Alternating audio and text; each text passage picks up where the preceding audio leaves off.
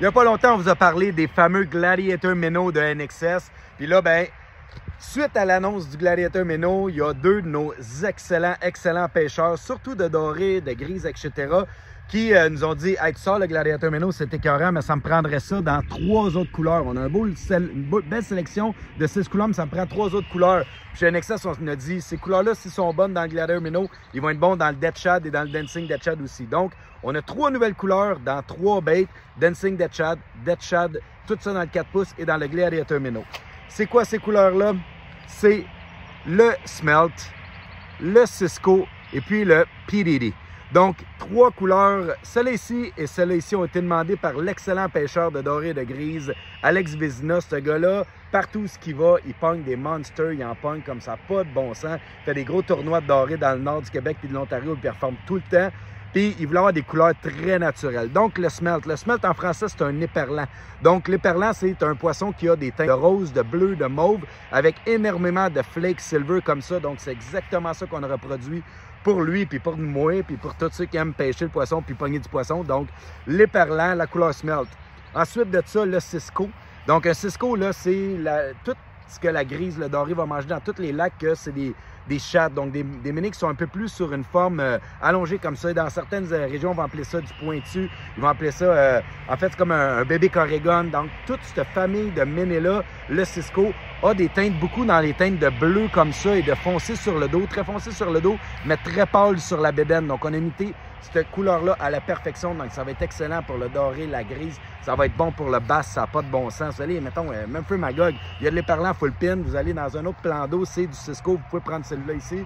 Puis, la couleur PDD, le plus gros doré du nord de l'Amérique, c'est pris sur cette couleur-là. Un genre de mauve avec un genre de vert et la queue orange. C'est une couleur funky, un peu aux couleurs style NXS qu'on aime faire. Le PDD a été demandé par notre pro dans le nord de l'Ontario, Nick Oxon. Une machine de pêche, vraiment un excellent pêcheur. Donc, allez le demander à vos marchands, les 3 nouvelles couleurs dans le Gladiator Minnow, dans le Dead Shad et dans le Dancing Dead Shad avec un paddle tail quand le fish est plus on, quand on veut ramener, faire une vibration pour la grise, etc.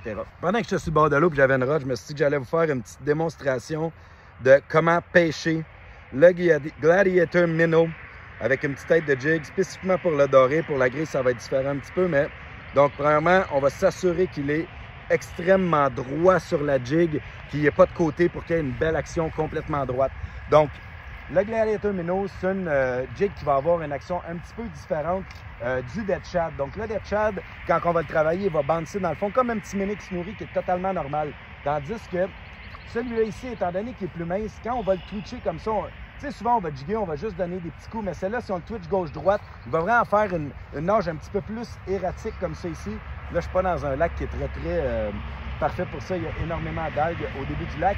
Mais donc, qu'est-ce qu'on va faire? C'est que, on va essayer que ça ne reste pas pogné dans le bout de la canne, mais on va faire un petit lancer comme ça ici.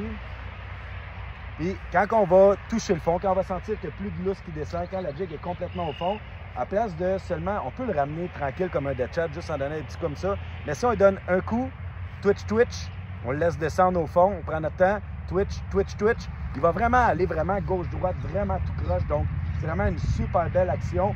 C'est un méné qui est blessé, c'est un méné qui a de la misère, qui essaie de s'enfuir, qui ne veut pas se faire manger. Donc, c'est une proie facile pour le doré. Donc, pour la grise, si vous voulez l'utiliser, le petit Gladiator Minnow, on va le descendre. Si vous jiguez dans le fleuve, étant donné qu'il est extrêmement mince, regardez comment il est mince cette heure-là ici. Si vous jiguez dans le fleuve, il va moins prendre dans le courant, donc on peut se permettre d'avoir une plus petite tête de jig, avoir une présentation encore plus naturelle, puis être pas obligé de pêcher avec la grosse tête de jig qui en prend beaucoup sur la canne à pêche, puis encore mieux sentir nos touches. Si vous combinez ça avec une petite tête de tungsten comme 74 Element, comme celle-là ici, ça va être encore mieux pour que ça soit plus petit, que ça soit plus sensible, qu'on sente les touches. Donc, bonne pêche tout le monde. Ça va pogner du doré, moi je m'en vais au Cabonga la semaine prochaine.